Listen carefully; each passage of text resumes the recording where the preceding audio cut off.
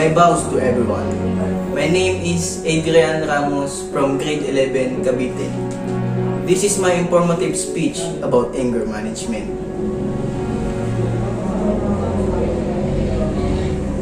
According to scientists, chronic anger is a deadly. Anger and resentment affect all aspects of life, but they can also be detrimental when it comes to health. When you look at some research and the numbers regarding stress and related disease, you cannot avoid the conclusion that everyone should learn anger management to avoid being perceived as angry. Men and women should go beyond just keeping quiet in the face of disrespect. They must minimize the risk of offending or betraying one's inner anger. After all, it is the anger man or woman who has the problem. Learning how to manage your anger properly is a sure way to endear yourself to many people.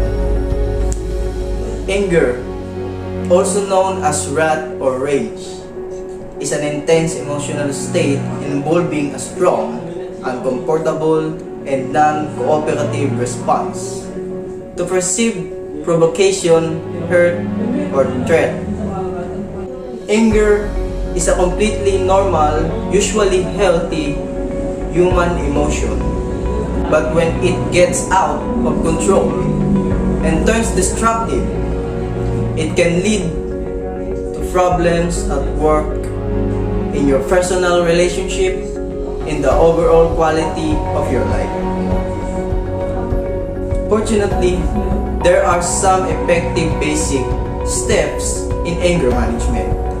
The first one is calm yourself, because no matter how stressful or dreadful the situation is, it will change, so choose to be calm. After all, it all depends on your reaction. The second one is to admit that you are angry with yourself or with someone else. Most of the time, we can no longer bear the frustration.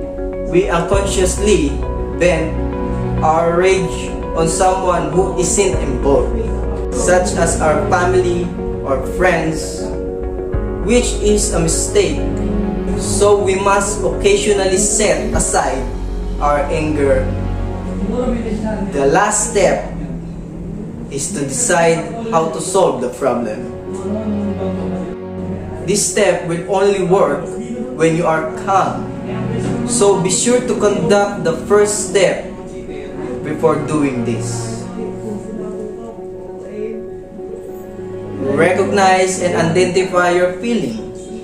Nobody wants to be angry, and anger can be resulted from several factors. But if we cannot rely on others to understand us or to help us with this problem, we have no other choice but to acknowledge ourselves. We must first minimize what triggers us or what offends us. We should get to know ourselves more, because this is the major key to managing our anger. The good news is, anger is an emotion just like happiness, sadness, and fear. You don't need to pretend anger doesn't exist. It's okay to be angry, but it's better to know the limitations to prevent such strategies or undesirable outcomes. Managing our anger makes our life more happy and less demanding. As I said, learning how to manage your anger properly is a sure way to endear yourself to many people.